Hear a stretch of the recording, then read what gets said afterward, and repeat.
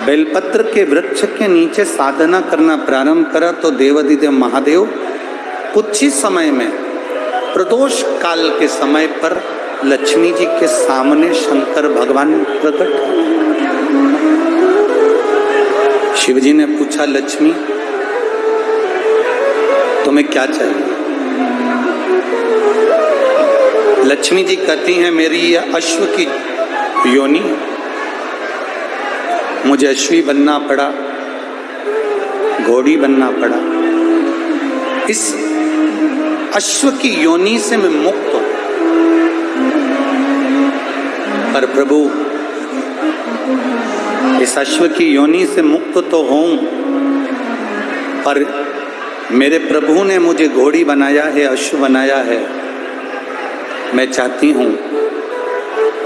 मेरे नारायण मुझे इसी घोड़ी की योनि में, अश्वी की योनि में प्राप्त कर।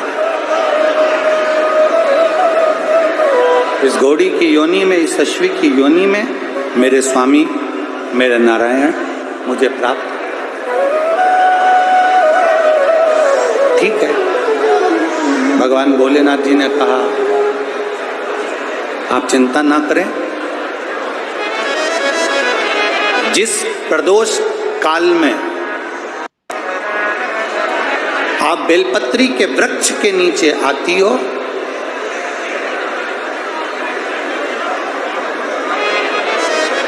दुनिया का कितना भी दरिद्र व्यक्ति हो, चाहे दुनिया का कोई व्यक्ति ऐसा हो जिसका कभी व्यापार चलता ही नहीं हो, उसने 50 बार बदल के देख लिया, फैक्ट्री चली नहीं रही, जिस काम को करने के लिए जाते हैं वो काम टल जाता है, आज की जगह कल, कल की जगह परसों, परसों की जगह नरसों, काम होता ही नहीं। बेटा बेटी का संबंध करने जा रहे हैं पर हो ही नहीं रहा।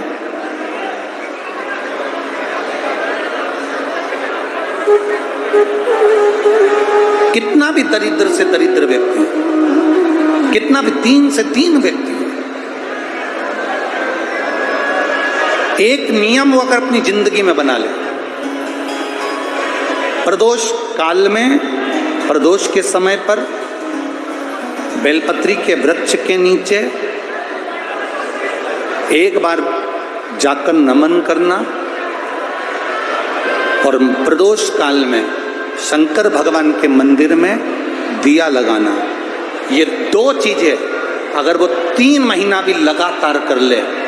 तो उसके जीवन में कभी कोई समस्या आ ही नहीं सकती, कोई दुख आ ही नहीं सकता। एक नियम बना, जैसे जिस नारी को, जिस पुरुष को, जिस बच्चे को, जिस बड़े को चर्म रोग हो जाता है, चमड़ी सफेद पड़ने लगती है, जब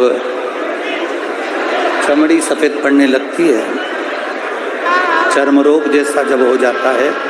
या चर्म रोग उसको घेरने लगता है, चमड़ी जब सफेद पड़ने लगे या चमड़ी काली पड़ने लगे, या चर्म रोग सोराइसिस जैसी बीमारी तक के लिए है।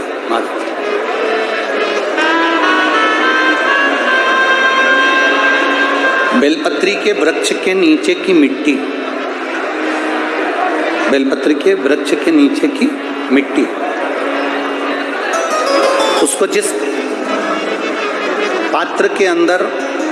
शिवलिंग बनाने के लिए हम गलाएं, जिस पात्र के अंदर हम शिवलिंग बनाने के लिए उसको गलाएं और शिवलिंग का निर्माण कर कर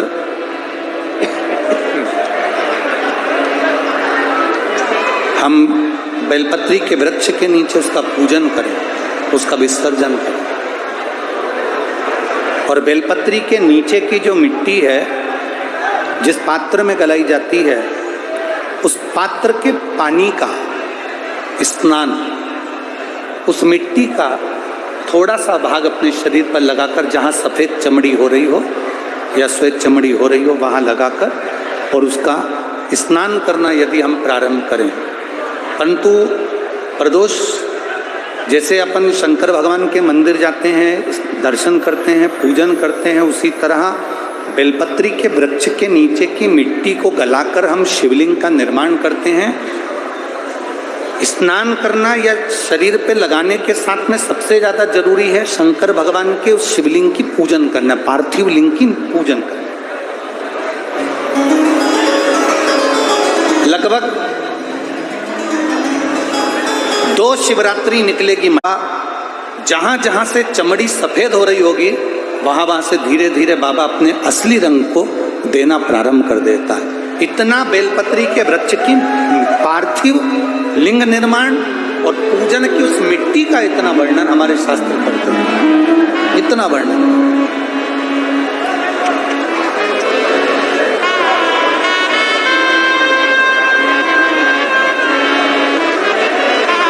शिव कथा कहते हैं, शिव महापुराण की कथा वर्णन कर रहे हैं।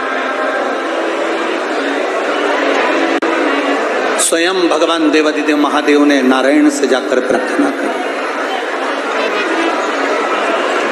स्वयं भगवान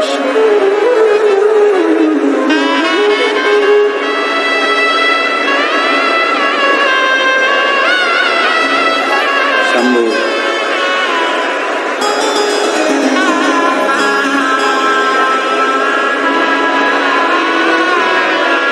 स्वयं भगवान शंकर ने नारायण से जाकर प्रार्थना करी कि माता लक्ष्मी आपके लिए तप साधना कर रही हैं, आप उनको जाकर दर्शन। भगवान नारायण शिव जी के कहने पर जाने लगे, भगवान शंकर के कहने पर भगवान नारायण जाने लगे। पर भगवान शिव जी ने भगवान नारायण को रोका और भगवान शिव जी ने नारायण को रोककर कहा, प्रभु रुको, मेरा निवेदन केवल इतना सा है, जैसे माता लक्ष्मी घोड़ी बनकर अश्वी बनकर पृथ्वी पर गई हैं, आप अश्व बनकर पृथ्वी पर जाकर लक्ष्मी को लेकर। भगवान स्वयं नारायण अश्व बनकर पृथ्वी पर जाते हैं और लक्ष्मी जी को लेकर आते हैं। शिव महापुराण की कथा कहती है, भगवान शंकर का संवाद कहता है, स्वयं नारायण और स्वयं माता लक्ष्मी बेलपत्री के वृक्ष के नीचे विराजमान शिवलिंग का पूजन करते हैं और बेलपत्र की परिक्रमा करते हैं। जैसे ही उन्होंने बेलपत्र की परिक्रमा करी, शंकर भगवान वहां सम्मुख में जब आते हैं तो नारायण और लक्ष्मी जी भी अश्व की योनि से छूट जाती हैं और नारायण भी अश्व योनि को त्याग कर नारायण लक्ष्मी बनकर वैकुंठ का निवास करने लगते हैं। स्वयं नारायण